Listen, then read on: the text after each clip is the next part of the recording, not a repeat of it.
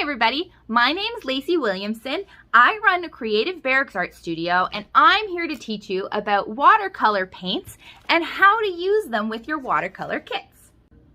So, in order to use our watercolor kit, before we start, we want to make sure that you've got a nice flat surface. Because it's a watercolor paint, it's a good idea to use a flat surface as opposed to working on a tilted surface. Okay, I also have all my watercolor paints.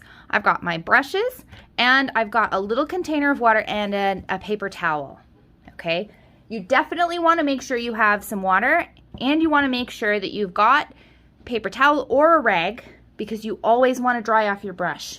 Okay, so what I'm going to do, I'm going to start in our background here and I just want to show you how to make a wash. These are a dry palette watercolors, so if you can see, you can touch them, they're dry, they don't leave a residue. But the moment you wet your brush and swirl it around onto one of your colors of choice, see that? Okay, now I've got some color on my brush. Okay. So I'm just awakening the paint right now. Okay, so I have quite a bit of paint on my brush right now. So I'm just going to show you what this looks like. You can paint it right onto the paper. Okay, and look how thick that is. Now, I still have lots of paint on my brush, all right? But unlike acrylic paint or another type of paint, when you run out of paint, you don't necessarily need to go back and get more paint. Just dip your brush in water and go back, okay?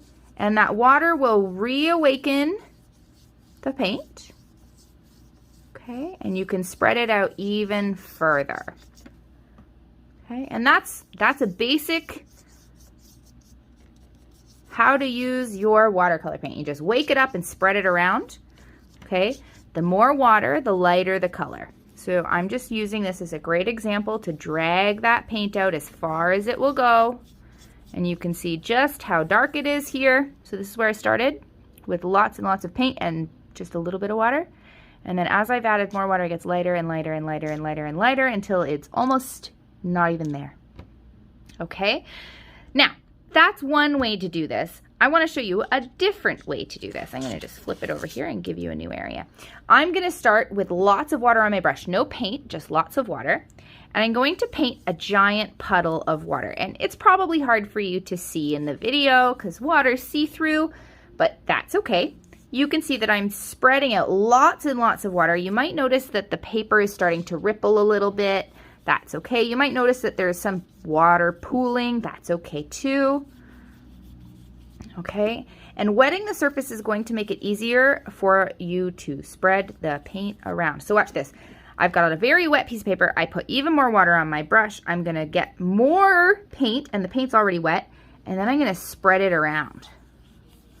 Okay, and see how it thins the paint out very quickly. It makes it much easier to spread.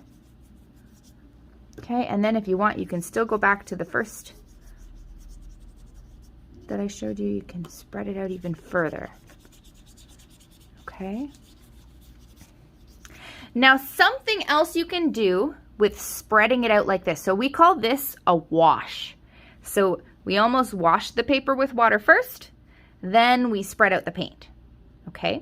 However, you can also use the water to control where the paint goes. And I'll show you what I mean. So I'm going to draw a circle, okay? And again, it might be hard to see, but that's okay. I'll draw a second one, all right? And then I'm gonna go back and get that paint. But I'm not going to spread the paint out completely. I'm just going to take the blue tip and I'm just going to touch it. There we go. Okay. And because I laid the water down first, the paint's only going to spread where the water is. It's not going to spread out any more than that.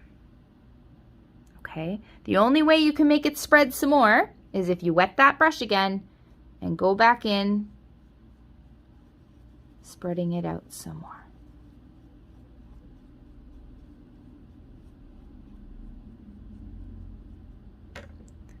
okay? So, some other techniques you can use is called dry brushing. Now with a dry palette, this isn't as easy because you are going to have to get the paint a little bit wet, okay? Some watercolors are already wet, and in this case, we're just gonna have to use a little bit of water to wake it up, but not too much, okay? And this time, I'm gonna dry off my brush really, really well. Okay. Now that I have this very dry brush, there's no water left on it, there's no paint left on it, I'm not going to dip it in the water this time. I'm just gonna dip it in the paint. So there's not a lot of moisture here. Okay, you can even see the difference. The other blue is pretty shiny still. There's not a lot, and I'm just gonna come in and, oh yeah, that's a great example of what dry brushing looks like. Okay, dry brushing creates this really scratchy texture. Okay, it doesn't create a wash. You get to see every little mark that every little bristle makes on the paper.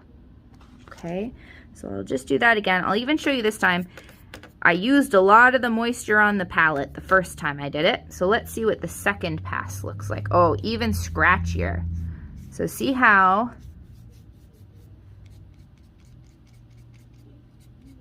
there. Okay, and I'm putting a little more pressure on there. Okay, but you've still got that scratchy finish.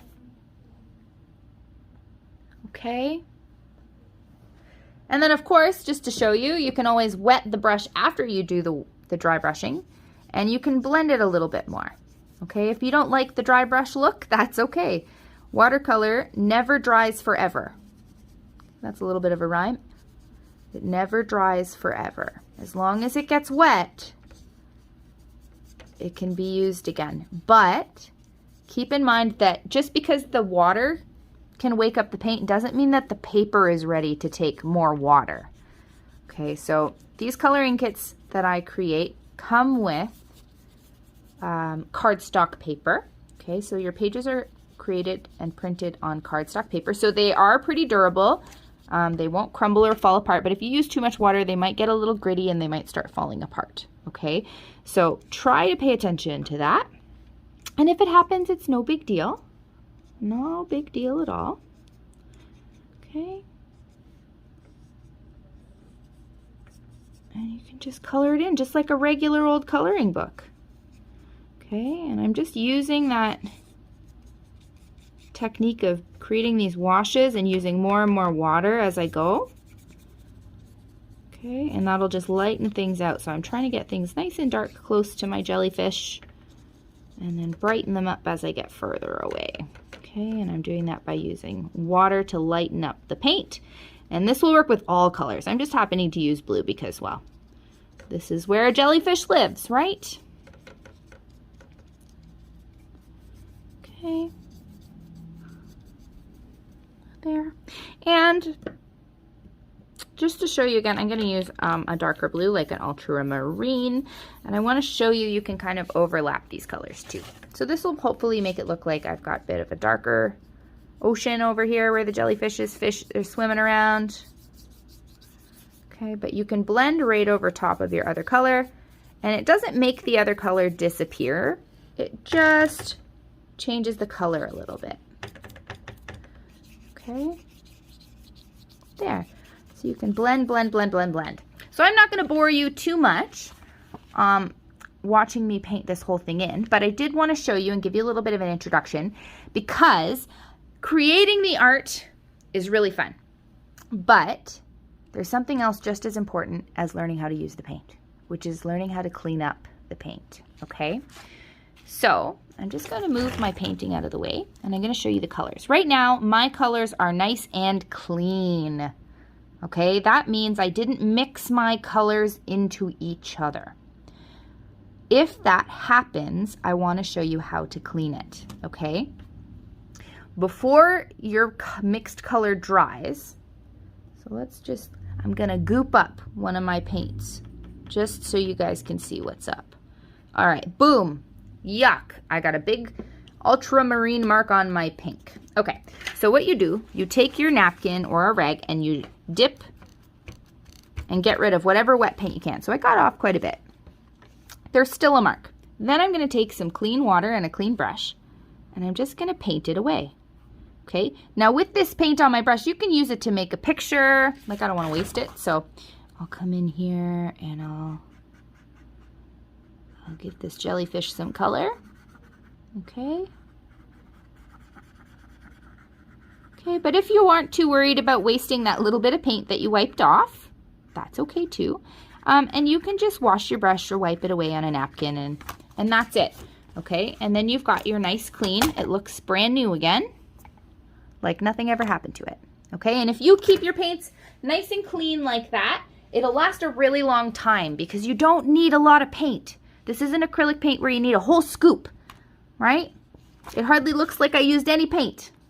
There you go, everyone. That's how to use your paints. That's what to expect while using your paints. And that's how to clean up your paints if you make a little mess. I hope you had lots of fun. If you run out of coloring pages and you need some more, head over to barracksbythegrand.ca/shop and you can order all of our coloring pages.